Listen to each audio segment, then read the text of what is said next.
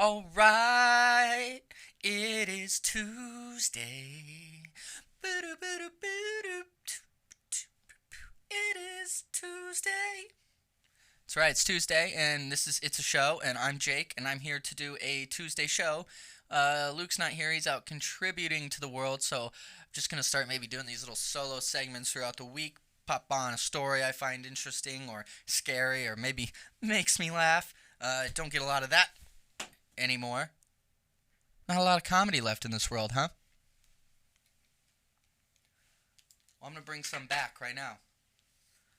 Coming at you, baby. Rockstar status. I got the jacket on, classing things up around here. You know, making some changes.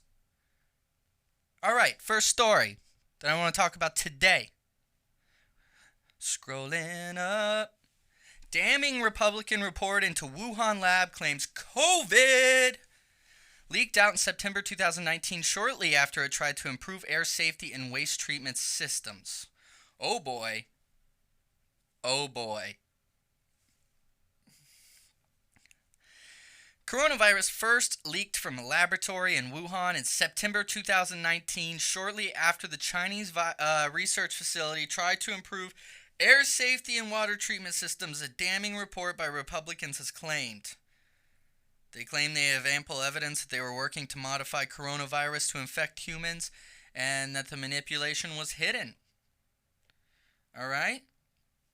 As we continue to investigate the origins of the COVID-19 pandemic, I believe it's time to completely dismiss the wet market as the source of the outbreak, says Representative Mike McCall, the top Republican on the House Foreign Affairs Committee, as he released the report by the panel's GOP staff. Instead, as this report lays out, a preponderance of evidence proves that all roads lead to the Wuhan Institute of Virology. We know gain-of-function research was happening at the Wuhan Institute of Virology, and we know it was being done in unsafe conditions. Wow, that's a bold statement. We know. I gotta read this report, folks. I just read this story this morning, and I was like, wow, what's going on here?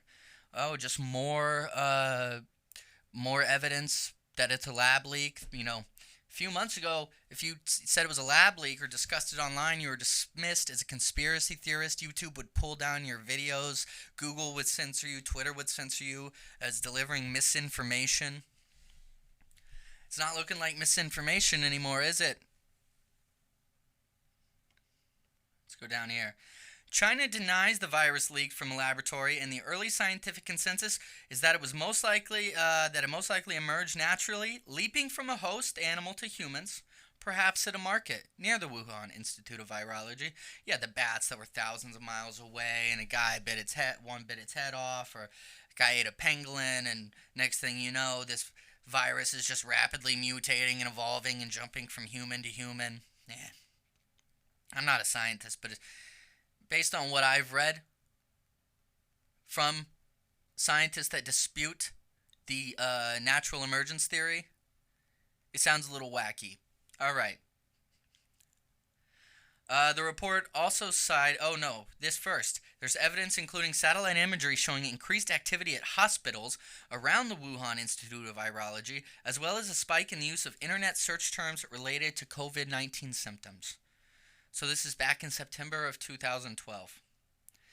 And the report also cited what is called new and underreported information about safety protocols at the lab, including a July 2019 request for $1.5 million to overhaul a hazardous waste treatment system for the facility, which was less than 2 years old. So how well was this thing working if they were asking for more money to improve it after only 2 years? Probably not very well.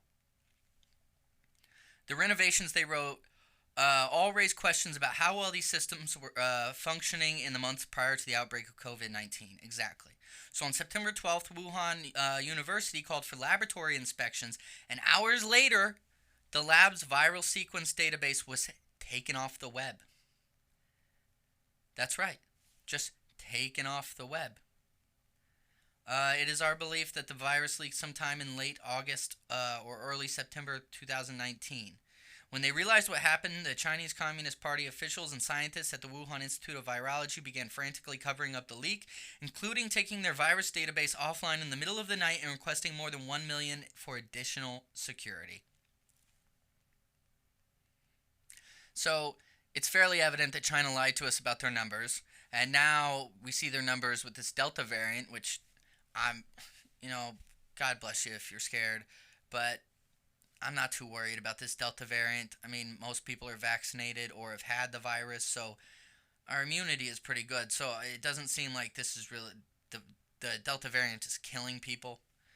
Some people are getting hospitalized, some young people actually, but the actual mortality rate remains low. I think China claims they have lost 7 people in 2 months. I could be wrong about that. But is that true? I mean, because there I'm conflicted. Is the Delta variant, I don't think it's deadly, so maybe they're not lying. But we also know they lied about their numbers the first go around.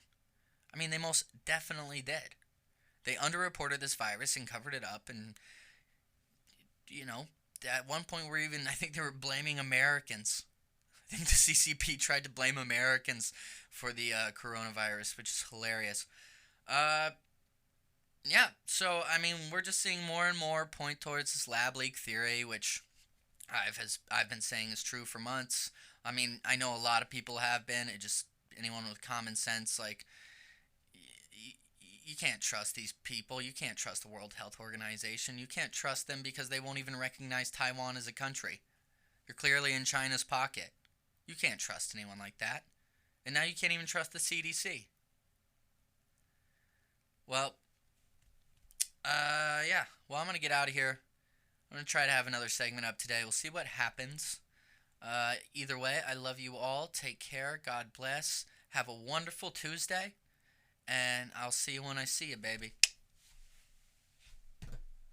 What do you say to Americans who are watching you right now who are scared? I say that you're a terrible reporter. That's what I say. Go ahead.